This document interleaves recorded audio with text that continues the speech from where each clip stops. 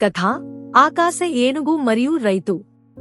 ఒక చిన్న గ్రామంలో ప్రతి రాత్రి ఒక విచిత్ర సంఘటన జరుగుతూ ఉండేది. గ్రామస్తులు తమ పంటలు కనిపించకపోవడం గమనించారు, కానీ కారణం ఏమిటో ఎవరికీ తెలియదు. ఆందోళనతో రాఘవ్ అనే రైతు ఒక రాత్రి ఏమి జరుగుతుందో తెలుసుకోవాలనే ఆసక్తితో మెలకువగా ఉండాలని నిర్ణయించుకున్నాడు.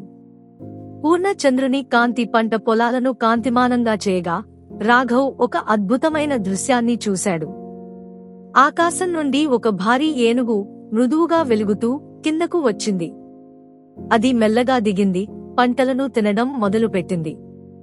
ఆశ్చర్యంతో రాఘవ్ ఆ ఏనుగు పంటలను తినడం ముగించుకుని మళ్లీ ఆకాశానికి ఎగిరేందుకు సిద్ధమవుతుండటం చూశాడు. ఆ ఏనుగు ఎక్కడికి వెళ్తుందో తెలుసుకోవాలనే ఆలోచనతో ఏనుగు ఎగిరే ముందు రాఘవ్ దాని తోకను పట్టుకున్నాడు. ఏనుగు రాఘవ్ను గమనించకుండా అతన్ని ఆకాశానికి ఎత్తుకెళ్ళింది. వారు మాయా లోకానికి చేరుకున్నారు, ఎక్కడైతే ప్రకాశించే నదులు, వెలిగే మొక్కలు మరియు బంగారం, రత్నాలతో నిండిన నిధుల గుట్టలు ఉన్నాయి. రాఘవ్ తొందరగా కొంత బంగారం, ఆభరణాలు సేకరించుకుని ఏనుగు అతన్ని గ్రామానికి తిరిగి తీసుకురాగా నిదానంగా అడుగుపెట్టాడు. గ్రామస్తులు రాఘవ్ చెప్పిన కథ మరియు నిధిని చూసి ఆశ్చర్యపోయారు.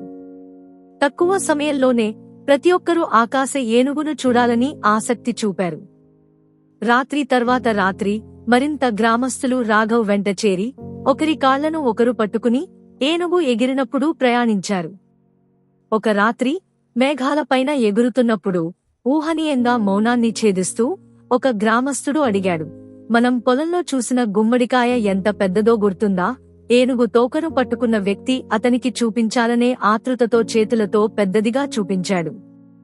అప్పుడే అందరూ పట్టు తప్పి ఒక్కొక్కరుగా భూమి వైపు పడ్డారు. అయితే అదృష్టవశాత్తు వారు హేతువంతమైన గడ్డి గుట్టలపై సురక్షితంగా దిగారు. ఈ సంఘటన తరువాత గ్రామస్తులు స్పష్టంగా గ్రహించారు, అలసత్వం మరియు అప్రమత్తతతో కూడిన ఆశలు ఏ మంచి అవకాశాన్ని పాడు చేయవచ్చు. ఇకపై రాఘవ్ సమర్థంగా జీవిస్తూ తన నిధిని గ్రామ అభివృద్ధికి ఉపయోగించాడు మరియు ధైర్యం, ఆలోచనాపూర్వకమైన జీవన పాఠాలను అందరికీ బోధించాడు. నైతికం, ఆశ, అజాగ్రత్తతో కూడిన ప్రవర్తన విజయాన్ని దూరం చేస్తుంది. జాగ్రత్తగా, సమర్థంగా వ్యవహరించే వారికి నిజమైన విజయము లభిస్తుంది.